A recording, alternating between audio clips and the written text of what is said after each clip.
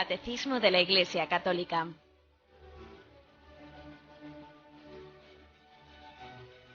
Un programa dirigido por Monseñor José Ignacio Munilla, obispo de San Sebastián.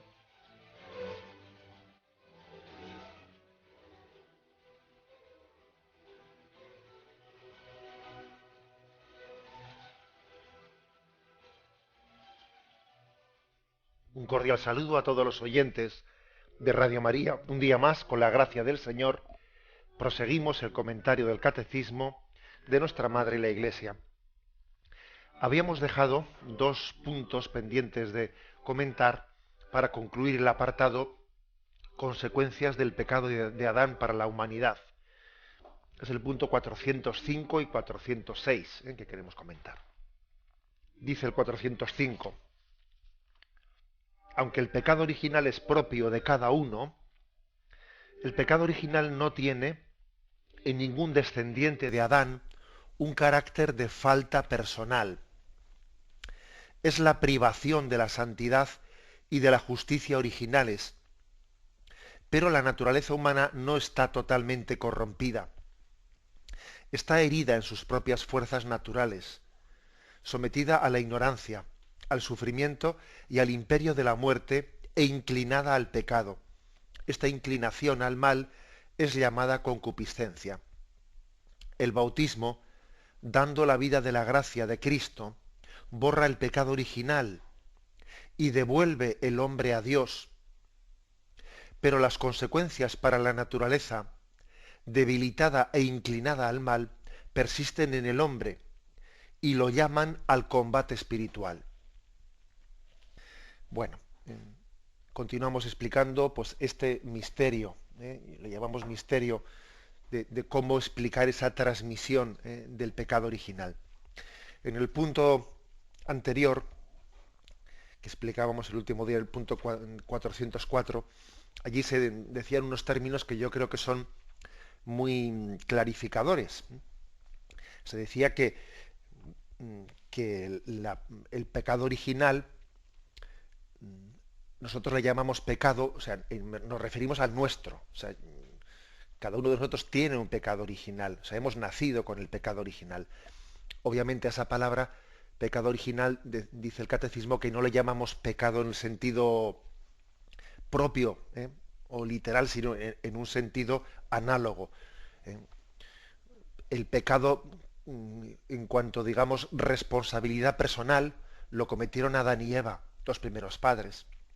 En ese sentido nosotros tenemos el pecado original, pues no en cuanto que lo hayamos cometido, sino en cuanto que lo hemos contraído.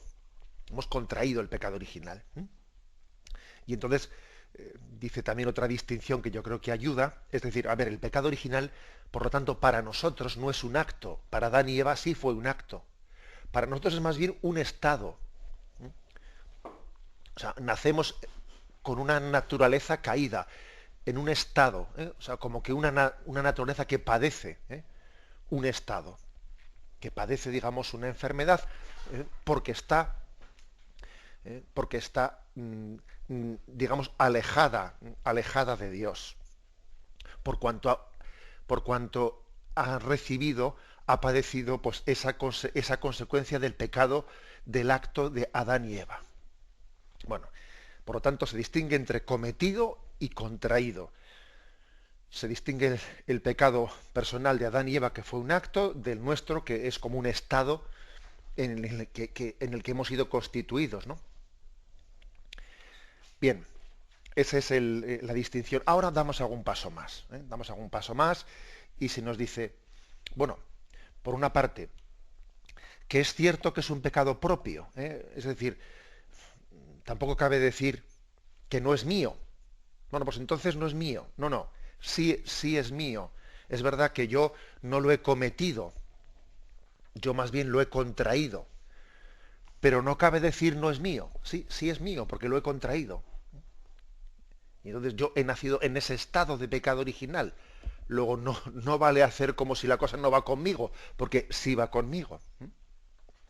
Y aquí se nos refiere a algún punto del catecismo que mejor dicho, del magisterio de la Iglesia, del Concilio de Trento, que lo dice claramente.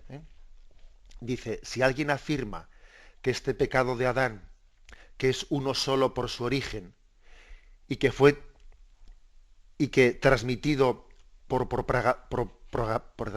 propagación y no por imitación, está en cada uno como propio, si alguno afirma eso, sea excluido. Es decir, en nuestra fe es que está contraído personal, o sea, personalmente, en cada uno. Bueno, pues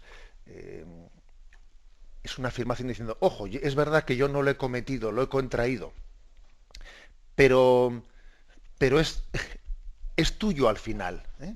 Es tuyo. O sea, que no vale decir, por el hecho de que uno personalmente no lo haya cometido, no cabe negar la existencia de ese pecado original en ti. Esa es la primera afirmación. Bueno, sigue adelante. Es la privación de la santidad y de la justicia originales. Recordáis que decíamos en programas anteriores que Adán y Eva habían sido constituidos en un estado especial en el paraíso, en el que tenían, como eran protegidos por Dios, por una santidad y unos dones especiales, y una justicia, una santidad especial. Entonces, digamos que el pecado original consiste en la pérdida de ese estado. El pecado original consiste en que el hombre queda privado de esa protección especial que Dios tenía sobre Adán y Eva. Es como si, recuerdo que utilicé yo la expresión, como si hubiesen sido protegidos por Dios pues por una campana de cristal, que algo así, ¿no? Pues nos imaginamos como una imagen nuestra, como una protección especial en la que la naturaleza humana era preservada del influjo de Satanás sobre nosotros.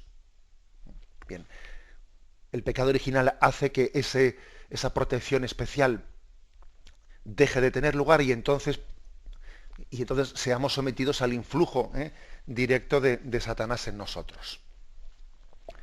Bueno, esa es una afirmación que hace la fe de la Iglesia. Y luego dice algo que es muy interesante y muy práctico. Vamos a ver, dice, pero la naturaleza humana no está totalmente corrompida. Está herida en sus propias fuerzas naturales, sometida a la ignorancia, al sufrimiento y al imperio de la muerte e inclinada al pecado. Esta inclinación al mal es llamada concupiscencia. Vamos a ver, uno de los errores principales a los que también la Iglesia Católica ha tenido que hacer frente, ¿no?, de una equivocada comprensión del pecado original, es los que se derivaron de la comprensión luterana del pecado original. Bayo y Lutero hicieron una lectura del pecado original totalmente, digamos, pesimista. Ellos afirman que la naturaleza humana ha sido totalmente corrompida por el influjo del pecado original, de manera que no queda en nosotros nada bueno. Y entonces el hombre únicamente pues, puede hacer el bien si es movido por la gracia, pero naturalmente hablando el hombre no tiene fuerzas humanas para hacer nada bueno. Y entonces, es más, esa concepción que tiene Lutero tan pesimista de la naturaleza humana, pues llega a afirmar que todo lo que hace el hombre por sí mismo es pecado. El hombre es pecado, todo lo que hace por sí mismo es pecado, y es más, la propia concupiscencia, es decir, la tendencia que tiene el hombre al pecado, la propia debilidad del hombre, ya es pecado. En la concepción luterana, la propia tendencia al pecado ya es pecado. Es decir, claro, en esa visión de Lutero, la verdad es que, claro, es un drama. Es un drama porque no hay posibilidad de que el hombre haga nada bueno, sino es confiarse a la gracia de Dios y que la gracia de Dios nos salve porque nosotros estamos absolutamente corrompidos, y en el fondo la colaboración del hombre con Dios pues no puede ser prácticamente ninguna, porque ¿cómo voy a colaborar con Dios si estoy totalmente corrompido? Entonces la única colaboración que puedo hacer es confiar en la gracia, y entonces o sea, es una visión del blanco-negro, del blanco-negro, en la que mm, digamos que la naturaleza está corrompida y solo vale la gracia. Sin embargo, digamos que en la visión católica, claro que decimos que la naturaleza está herida por el pecado, pero no está destruida por el pecado. Por eso también hay que colaborar con la gracia. Y decimos que nos salvamos no solo por la fe, como dice Lutero, sino por la fe y por las obras. Porque hay que colaborar, y tenemos que responder, porque somos responsables con las fuerzas que tenemos, de responder a la llamada de la gracia. Ese tema es importante, como veis, el equilibrio que se tenga en cómo percibir pues, el influjo del pecado original en nosotros tiene muchas consecuencias. Me habéis oído en alguna ocasión, explicando estos temas, el ejemplo que utilizó Lutero para ver cómo entendía el pecado original, ¿no? El influjo del pecado original en nosotros y cómo es la salvación. Y el ejemplo que Lutero utiliza es, bueno, nosotros somos como un montón de estiércol que está en medio del campo, un montón de estiércol, el hombre está corrompido, y entonces nieva, la misericordia de Dios es como la nieve blanca que cae sobre el campo, y entonces tapa el montón de estiércol, y nadie diría, al ver la nieve pura, que debajo de ella hay un montón de estiércol. Así es la gracia de Dios, que tapa nuestro pecado, etc. Bueno, esa imagen que utiliza Lutero para ver cómo explicar la redención es muy significativa, porque viene a decir, a ver, a nosotros no hay quien nos cambie, estamos totalmente corrompidos. Entonces la salvación consiste en que Dios te tape con su misericordia, te cubra con su manto, y entonces, pues decir, salvarme consiste en decir, Señor, misericordia, no mires mis pecados, y yo no puedo cambiar y dejar de ser pecador, y punto. Y entonces Dios me cubre con su manto. O sea, básicamente es eso. Sin embargo, la concepción católica es no únicamente que Dios me justifique, sino que Dios me santifique, que Dios me transforme, que Dios me haga santo. Ojo, claro, es que es muy tentador, es muy tentador esa imagen en la que, como vemos nosotros que pues que nos cuesta vencer el pecado, y que hay una lucha en la que una y otra vez fácilmente caemos en la misma piedra, etcétera, etcétera. Claro, es muy tentador pues hacer una explicación de decir, a ver, la naturaleza humana está totalmente corrompida. Por lo tanto, de ella no podemos esperar nada. Y entonces aquí lo que podemos hacer es confiarnos a la misericordia, que Dios nos cubra con su manto, y es que es muy tentador esa explicación. Pero claro, en el fondo yo creo que detrás de esa explicación hay primero una falta de confianza en la gracia, de que la gracia eleva a la naturaleza, y la gracia nos da la capacidad de responder a Dios y de obrar conforme a sus designios. O sea, no solo me perdona, sino que también me eleva, me capacita para ser santo y para responder a la llamada de Dios. Y segundo, también hay una imagen muy pesimista de la antropología humana, porque vamos a ver, decir que la tendencia al pecado, que la concupiscencia es pecado, no, hombre, eso no es correcto. Pecado es cuando uno consiente a la tendencia al mal, pero el hecho de tener una tendencia al mal, eso no es pecado.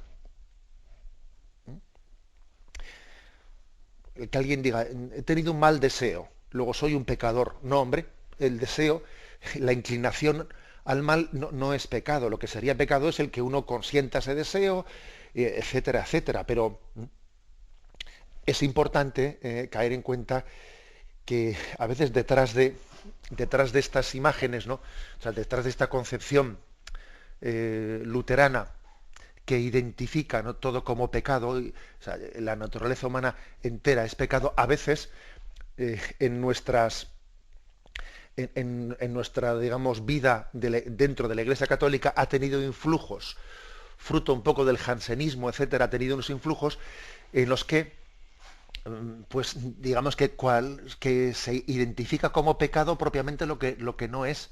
Se dice, he tenido un pensamiento malo, se me ha pasado un pensamiento malo, ya he pecado. Pues no. Fijaros que dicen los mandamientos, no consentirás pensamientos ni deseos impuros. No dicen no tendrás pensamientos. Porque es que el hecho de tener un pensamiento, el hecho de sentir una inclinación a la pereza, una inclinación al egoísmo, eso no es pecado. Será pecado cuando el hombre se hace cómplice de eso, pone sus fuerzas y su voluntad al servicio de eso, eso sí. Pero nosotros no entendemos la inclinación al mal como pecado.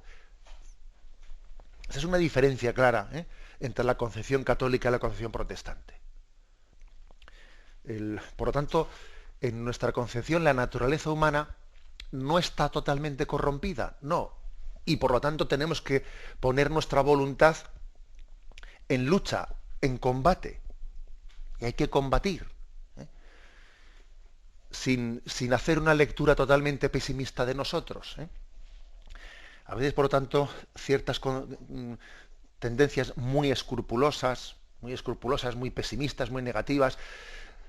Todo lo que pienso es pecado, cualquier imagen, cualquier pensamiento, ese tipo de concepción tan pesimista no es católico, y tiene un influjo jansenista y por ende del influjo luterano muy grande. No es católico. Tenemos que valorar la libertad y la capacidad de sobreponerse de la voluntad a la concupiscencia, a las tendencias negativas que hay en nosotros, que son consecuencia del pecado, pero que no son en sí mismas pecado. Tenemos un momento de reflexión y continuamos enseguida.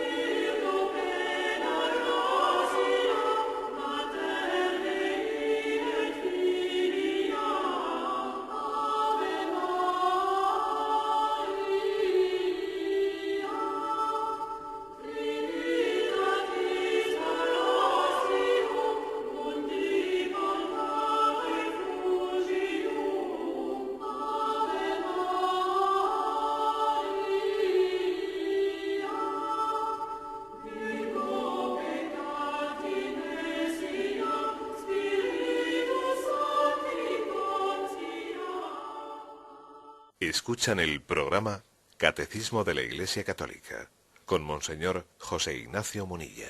Continuamos en esta edición del Catecismo comentando el punto 405. En la intervención anterior hemos hablado pues de esa concepción luterana del pecado original que tiene una antropología pesimista y que entiende que toda la naturaleza ha quedado corrompida, dice Lutero, por el pecado. Y decíamos que tenemos que tener cuidado porque también esa concepción pesimista a veces se ha introducido, por la vía del jansenismo se ha introducido en cierta espiritualidad católica o en algunos ambientes de espiritualidad católica, pues confundiendo, llamando pecado a lo que es inclinación al pecado, y no es así. El hecho de que exista una inclinación al mal, a la pereza, al egoísmo, pues a la impureza, esa inclinación en sí misma no es pecado. Le llamamos la concupiscencia. Bien, también ha habido otro error que ha tenido, que tiene sus conexiones con este, que ha tenido mucha actualidad y que tiene mucha actualidad entre nosotros. Es una concepción que se presentó introducida en algunos de los errores del catecismo holandés. Catecismo holandés presentado ya por el año 68, si no me equivoco. Aquel catecismo hacía un intento de presentación de la doctrina católica, pues con un lenguaje actual, pero desgraciadamente en la primera edición se introdujeron pues errores teológicos de estilo liberal, de estilo modernista, dentro de ese intento de explicación, y su santidad Pablo VI tuvo que formar una comisión cardenalicia para corregir los errores que se habían hecho en la primera edición del catecismo holandés.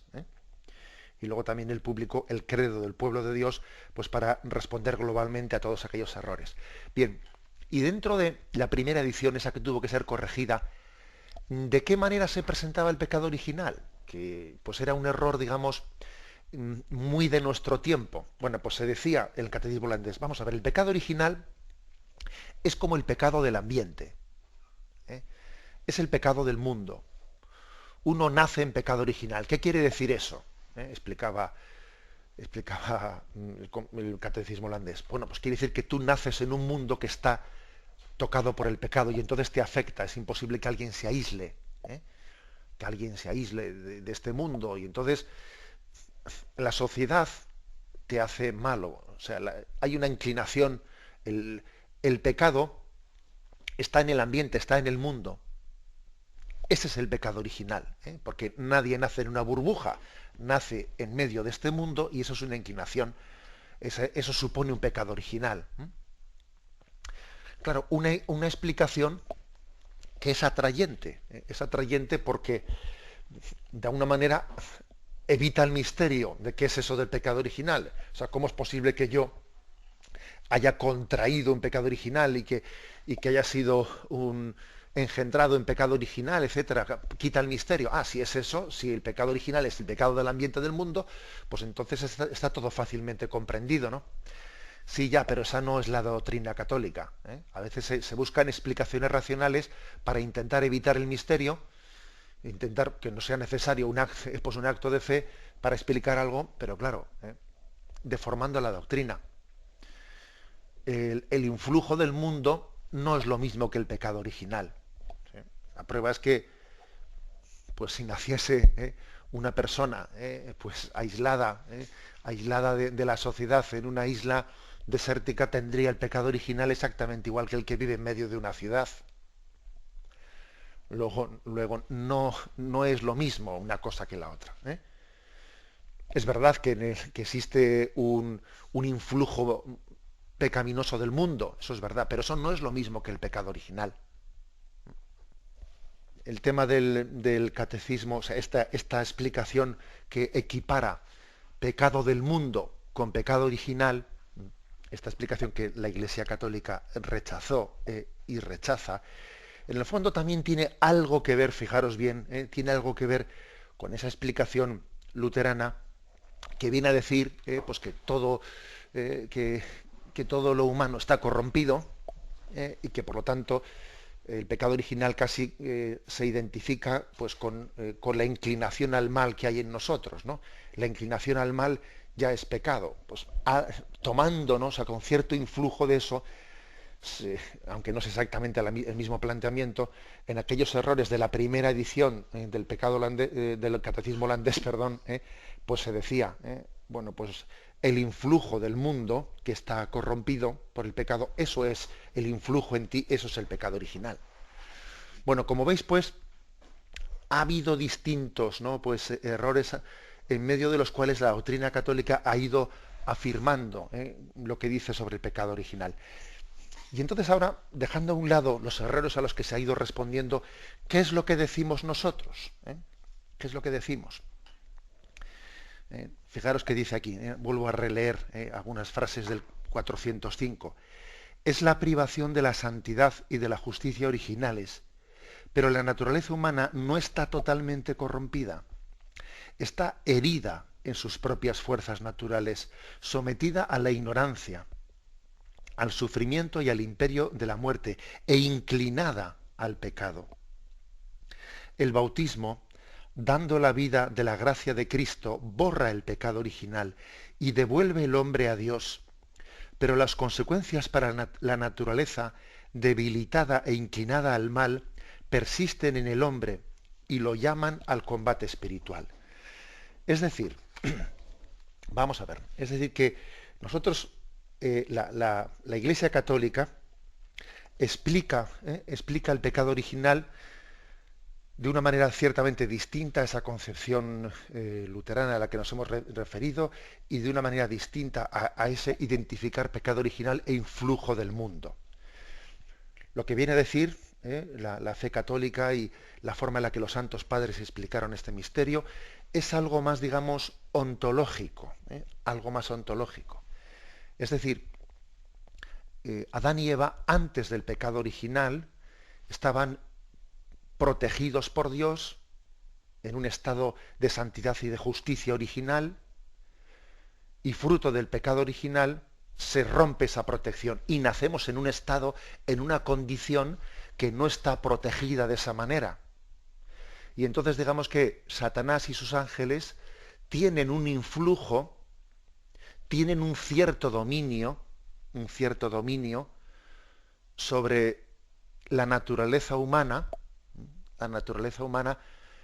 después de que el pecado original rompió esa protección que Dios tenía sobre nosotros. Pues bien, el bautismo precisamente lo que consiste es en un rescate de la naturaleza humana, de ese cierto señorío, de ese cierto influjo que Satanás y sus ángeles tienen sobre nosotros después del pecado original. Es como devolver a Dios. Es curioso que aquí el catecismo utiliza esa expresión. El hombre es devuelto a Dios. Borra el pecado original y devuelve el hombre a Dios. Yo creo que el misterio del pecado original recurriendo a estas imágenes de los santos padres, que son las que se utilizaban en los siglos primeros, se entiende mejor.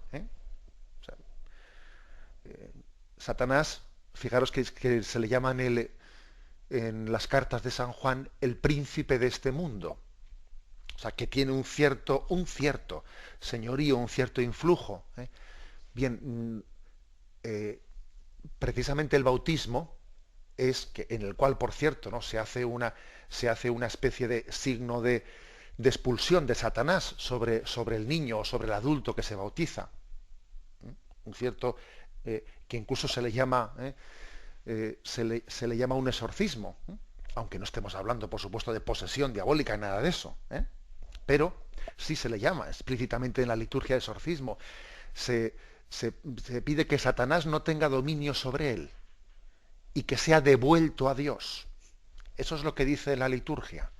Y para entender la teología es muy importante ir a la liturgia. Lex orandi, lex credendi. Eso que la Iglesia ora y celebra en la liturgia es expresión de nuestra fe. Nos iría mejor si a la hora de explicar la teología recurriésemos más a la Sagrada Escritura y a la liturgia. Bien, pues esta es la explicación, básicamente la explicación católica. Lo que luego se enfatiza en este punto 405 es, bueno, pues cómo estamos heridos, y ciertamente las heridas son fuertes, aunque nosotros no digamos lo que dijo Lutero de que estamos totalmente corrompidos por el pecado original, pero no negamos que la herida es fuerte. Claro. Estamos sometidos a la ignorancia, al imperio de la muerte, al sufrimiento, al pecado, a las divisiones interiores, a ese quiero pero no puedo, me comprometo pero no soy capaz, o sea, a esas contradicciones internas, ¿no?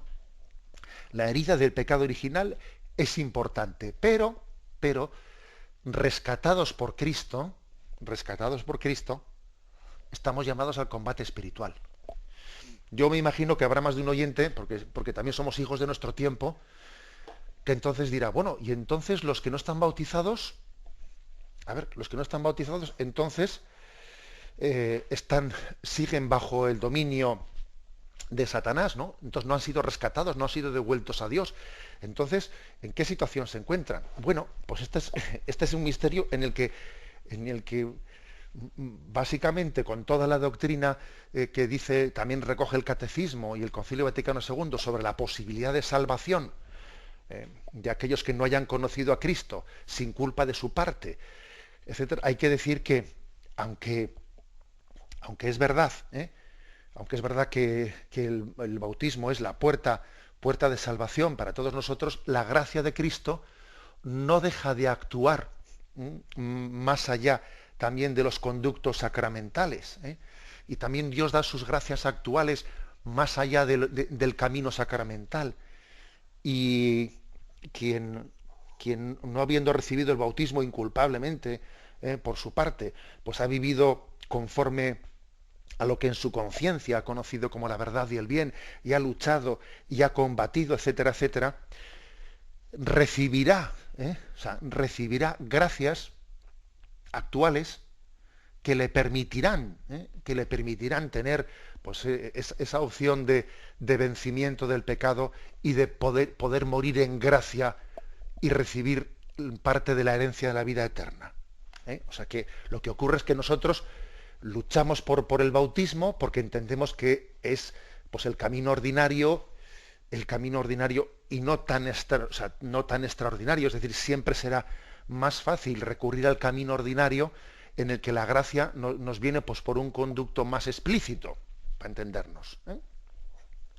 También hago esta matización porque seguro que también pues más de un oyente dice, bueno, y entonces los que no se bautizan, pero obviamente nosotros tenemos que recurrir y predicar y proponer los medios ordinarios a través de los cuales nos viene la gracia de salvación de Jesucristo. Tenemos un momento de reflexión y continuaremos enseguida.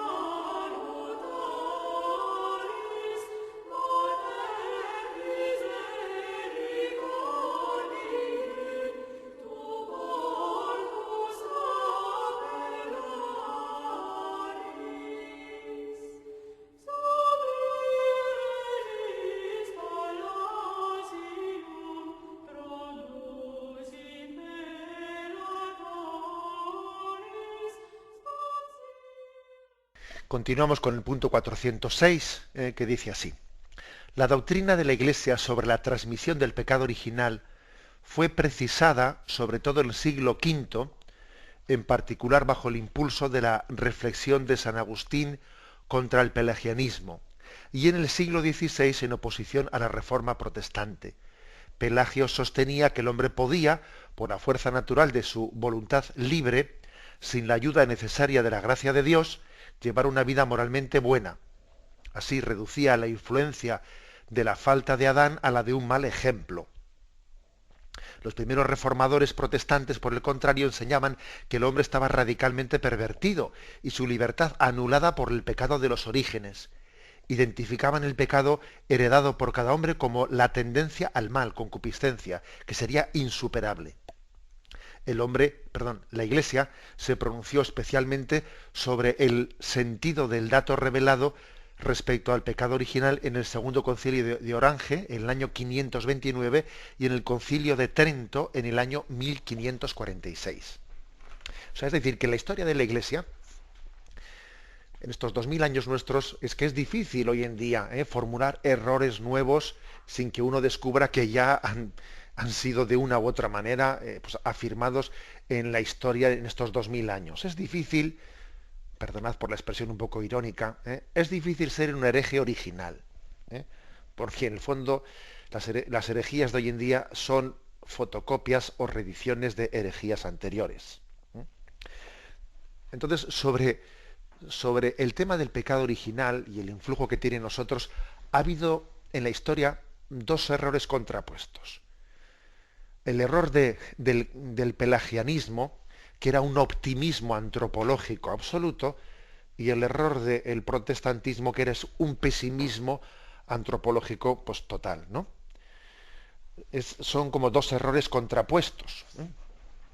Pelagio, que era un monje del siglo V, pues era un monje, él era una persona muy alta, de complexión fuerte, pues un hombre, un gran líder, muy exitoso en su escuela espiritual, etcétera, y entonces muy exigente, con una vida de penitencia y una regla de vida muy fuerte, y entonces todo eso le llevó a tener pues una concepción espiritual en la que enfatizaba mucho la fuerza de voluntad, ¿eh? La fuerza de voluntad y la importancia de responder con nuestras fuerzas a la llamada de Dios. Y entonces, por ser santo consiste en desarrollar todas las fuerzas que tenemos, ¿no? Y colaborar con Dios, o sea, subrayando que en el fondo, pues aquí no es santo el que no le da la gana de serlo, y que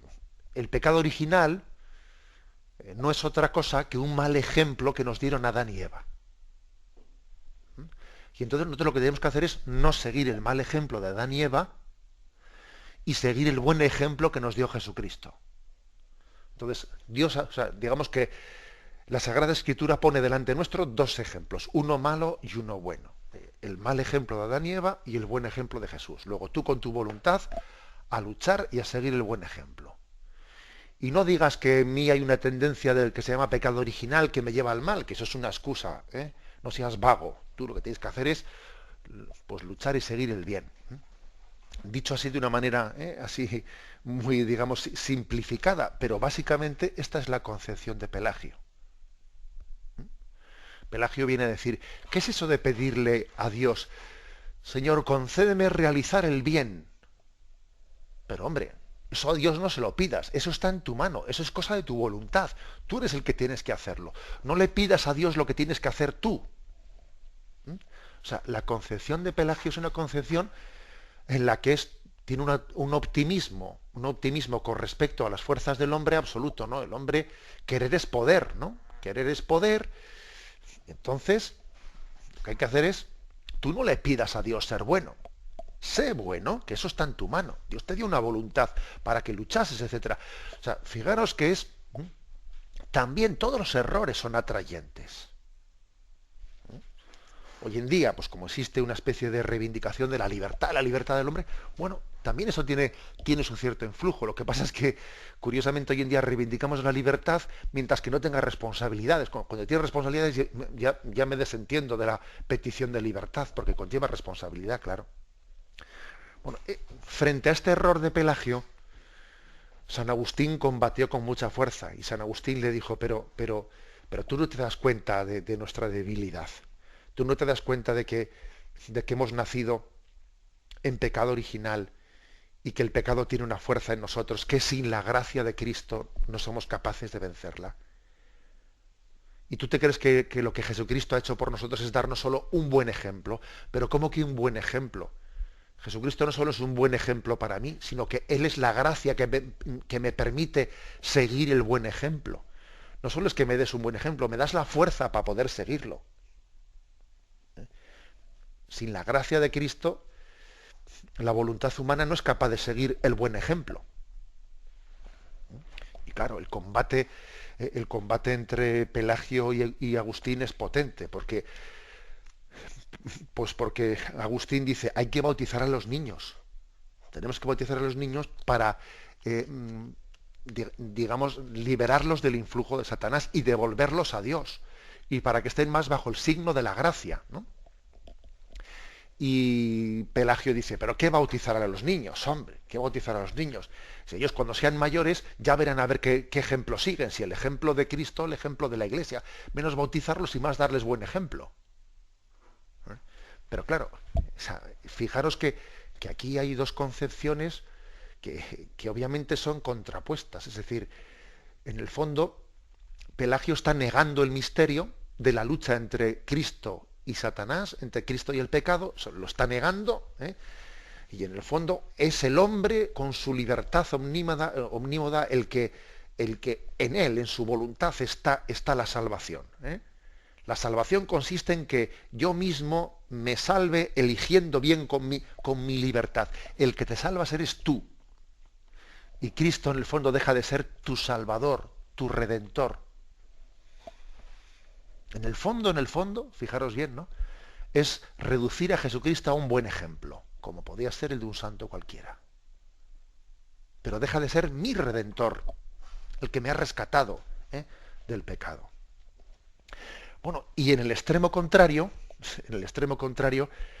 está el pesimismo antropológico, el que antes hemos explicado en la intervención anterior, ¿no? El pesimismo de Lutero, que viene a decir que la naturaleza humana está totalmente corrompida por el pecado, no, que viene a decir, no, que lo dice, y que entonces el hombre no puede colaborar con sus fuerzas activamente, no puede colaborar en la salvación, en la redención, porque en el fondo todo él es pecado, la razón humana es pecado.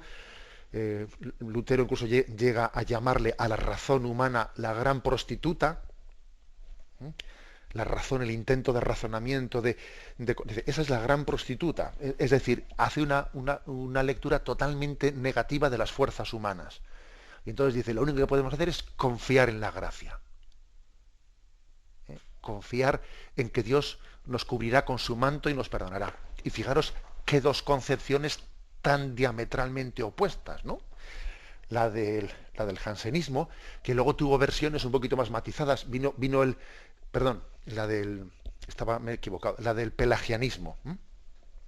Tuvo después versiones más matizadas, vino el semipelagianismo, pero en el fondo no terminaba de salvar la cosa.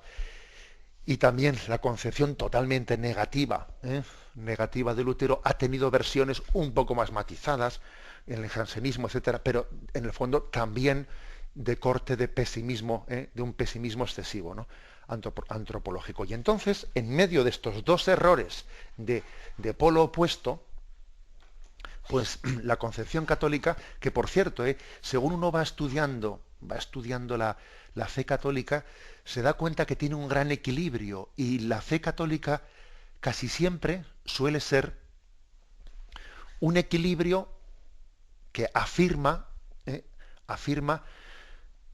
una verdad entre dos polos opuestos. Casi siempre suele ser esto. Suele ser así. O sea, hay un gran equilibrio en la concepción católica. Afirma, por una parte, la libertad humana que afirmaba Pelagio, pero no de una manera tan exagerada como él la afirmaba, porque también afirma la herida del pecado original, que se le olvidaba el primero, pero que afirma tremendamente Lutero exageradamente. Entonces, la verdad católica afirma las dos cosas, la libertad humana, pero también la herida del pecado. Y entiende el pecado original como ese estado que hemos contraído, como esa naturaleza caída que hemos recibido, que tiene que ser rescatada por Cristo, gracias a su gracia, gracias a su redención transmitida especialmente por el bautismo, y después coronada por toda una vida espiritual en la que desde la gracia bautismal, siguiendo por las siguientes gracias de todos los sacramentos y toda la vida espiritual, respondemos a esa llamada de Jesucristo, lógicamente con la colaboración de nuestra libertad. Este es, digamos, un pequeño resumen de la doctrina católica sobre el pecado original. Lo dejamos aquí, damos paso a la intervención de los oyentes. Podéis llamar para formular vuestras preguntas al teléfono 917-107-700. 917-107-700.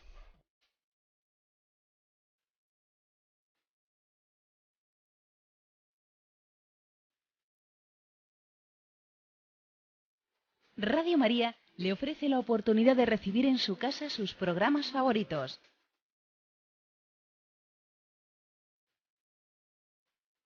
Ahora lo puede hacer a través de nuestra página web www.radiomaria.es o bien llamándonos al 902 500 518. 902 500 518. Pídanos el programa que más le interesa en cualquiera de sus emisiones, especificando el día y la hora que lo ha escuchado. Solo nos tiene que decir si lo quiere en CD de audio o CD o DVD en MP3. Haga su solicitud en el 902 500 518 y en www.radiomaria.es. Radio María, más cerca de usted.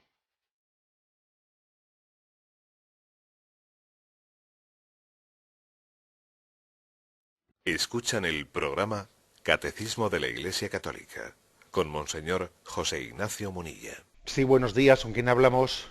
Buenos días, monseñor. Soy Natividad de Zaragoza. Adelante, Natalia. Quisiera preguntarle por qué el Señor nuestro Dios puso el árbol del bien y del mal en el jardín del Edén. Bien. Muchas gracias. De acuerdo. Vamos a ver. Quizás detrás de esa pregunta puede haber una lectura excesivamente literalista del libro del Génesis.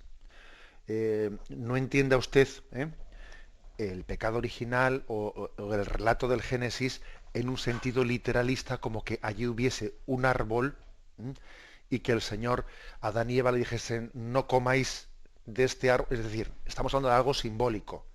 De hecho, dice la Sagrada Escritura, el árbol de la ciencia del bien y del mal. O sea, no le llama ni manzano, ni esto. Lo de la manzana, fijaros, si vosotros seguís por ahí la pista de dónde sale el tema de la manzana, eso no está en la Biblia. Eso creo entender, según un conocido me dijo, que creo que allá por la Edad Media, en el siglo XI o XII, a alguien se le ocurrió hablar de la manzana, pero a nadie se le había ocurrido hasta pasados 1000 años en la historia de la Iglesia hablar del tema de la manzana.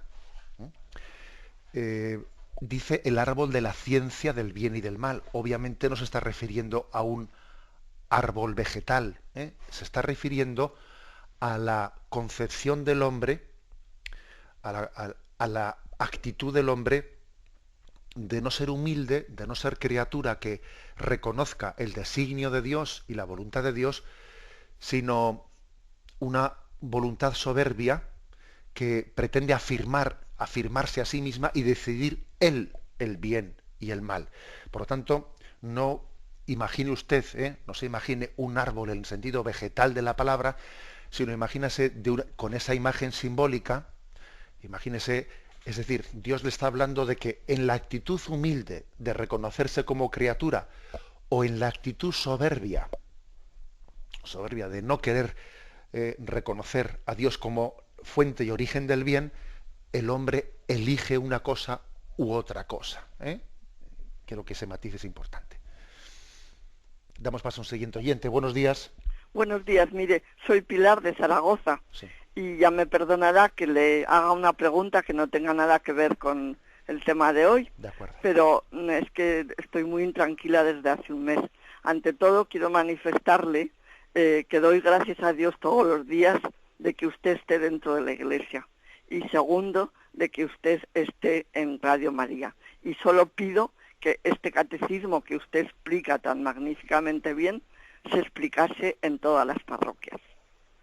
Y ahora le paso a decir el tema. Entonces, hace exactamente como un mes fui a visitar a una amiga mía y que está enferma, y ya pues dije, me voy a quedar voy a asistir a la Eucaristía que había allí en la parroquia. Es una parroquia, en fin, importante, dedicada a los pobres, en fin, que hace un papel extraordinario, tiene escolanía, tiene coral, en fin, es una maravilla.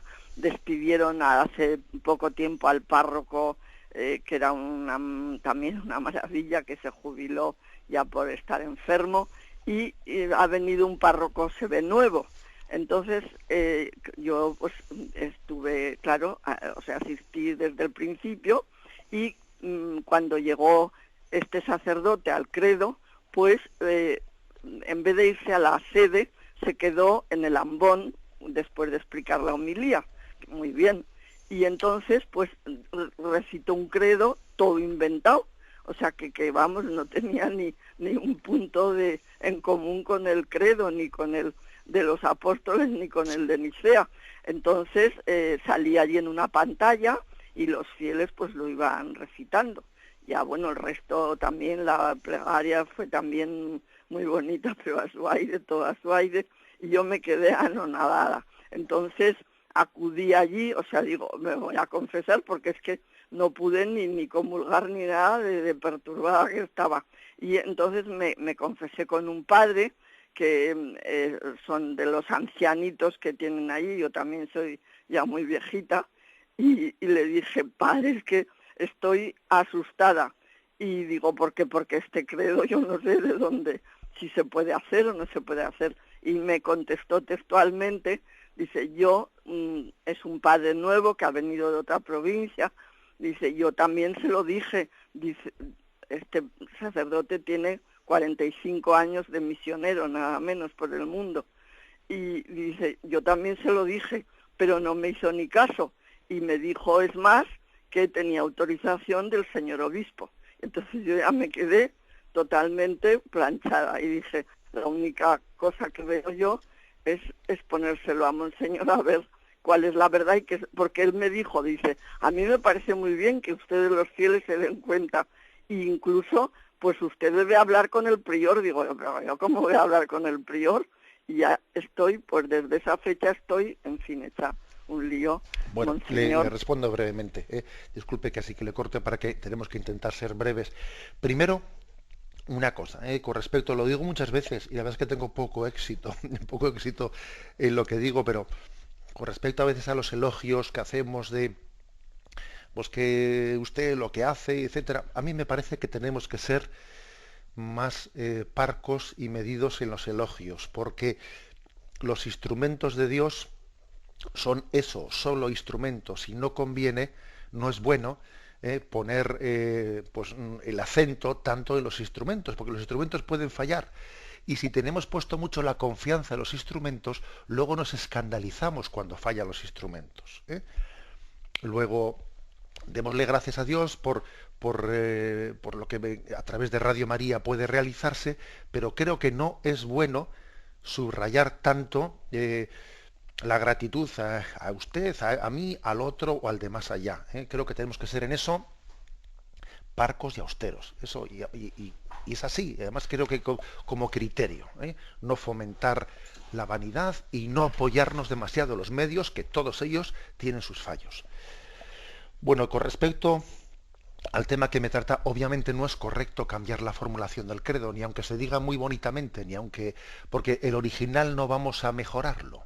O sea, no se trata de que alguien tenga una gran intuición y sea capaz de decirle el credo. No, la liturgia reza el credo que reza, porque es transmitido. Ahora, yo le diría lo siguiente, es decir, esa reacción de usted de turbarse tanto y quedarse sin recibir la comunión, etcétera y tal, yo pienso que también usted ha sido tentada. Yo creo que no tiene que tener una reacción de turbación como esa, sino sencillamente en el seno de la Iglesia existen ciertos catarros y ciertas gripes que nos están haciendo daño. Y a usted, bueno, pues estaba acostumbrado a una parroquia en la que había ciertas cosas que estaban, gracias a Dios, muy bien asumidas. Ahora viene un párroco pues que pertenece, que seguro que tendrá un montón de cosas buenas, pero bueno, que ha recibido dentro del ambiente, etcétera, en el que haya vivido determinados errores, como por ejemplo esa indebida libertad de cambiar el credo, etcétera, en la liturgia. Entonces yo creo que usted no debe de escandalizarse tanto, en el sentido de tener esa crisis interior. Usted lo que tiene que hacer es, como fiel laico con la libertad y la responsabilidad que usted tiene, pues mire, pues usted coge y se lo dice a su superior, y usted coge y escribe una carta y se lo dice al obispo. Es decir, usted ejerza su responsabilidad como laico en el seno de la Iglesia, pero sin turbarse interiormente, ¿entiendes? Sino ejerciendo la responsabilidad, porque los laicos tienen una personalidad efectiva, por supuesto, en la Iglesia, tienen unos derechos, el derecho de que se les transmita la fielmente, etcétera, y tienen que recurrir y reivindicar y decir una palabra sin perder la paz y sin perder las formas y sin perder el cariño, y orando por encima de todo por ese sacerdote, pues plenamente, que al mismo tiempo tendrá muchas cosas buenas, y porque cometa ciertos errores, tampoco uno debe de estar vacunado frente a él. O sea, que permítame, digamos, que añada todos estos matices a la respuesta de su pregunta. Damos paso a un siguiente oyente. Buenos días. Buenos días, monseñor. Adelante. Quiero hacerle una pregunta. Eso, lo que ha dicho usted de que no tiene éxito, para mí lo tiene todo. Porque es una formación que nos está dando desde por la mañana, pues personalmente en mi madurez y enriquecedora por todos los aspectos. Nos lo deja muy claro, siempre con la disposición que la persona se encuentre. Yo le voy a hacer la pregunta del pecado original. ¿Por qué la persona es seguidora del Señor y está en la vida cristiana, que me considero una seguidora y un amante del Señor y que no me canso de pedirle que le siga, ¿por qué la tentación urge cuando tú estás sumamente metida en tu cristianismo y en la ayuda que siempre estás pidiendo para que no caigas en tentación? ¿Por qué no? Lo admito, pero me duele muchísimo que a lo mejor me abandonara del Señor. Nada más, monseñor. Bueno, de acuerdo. Con respecto a lo primero, yo al poco éxito que me refiero, me refiero que a veces yo intento corregir esa especie de, alabanzas un tanto desmedidas y no sé si tengo mucho éxito. Y al ejemplo último me remito. Bueno, pero a la pregunta que hace usted. Nosotros decimos, o sea, la fe católica afirma que aunque el bautismo nos haya dado la gracia de borrar el pecado original, sin embargo lo que no se borra son las consecuencias del pecado original en nosotros, sino que esas consecuencias del pecado original conviven con nosotros a pesar de vivir en gracia, y entonces, digamos, bajo el influjo y bajo la bandera de Cristo, estamos llamados a vivir en combate, frente a esas tendencias consecuencia del pecado original. Que por cierto, si Dios quiere, a partir de mañana hablaremos de ese duro combate, así lo llama el siguiente apartado, un duro combate. Pero eso no quiere decir que el Señor nos haya abandonado en absoluto, sino que Él nos da su gracia para llevar adelante ese combate. La bendición de Dios Todopoderoso, Padre, Hijo y Espíritu Santo, esté con vosotros. Alabado sea Jesucristo.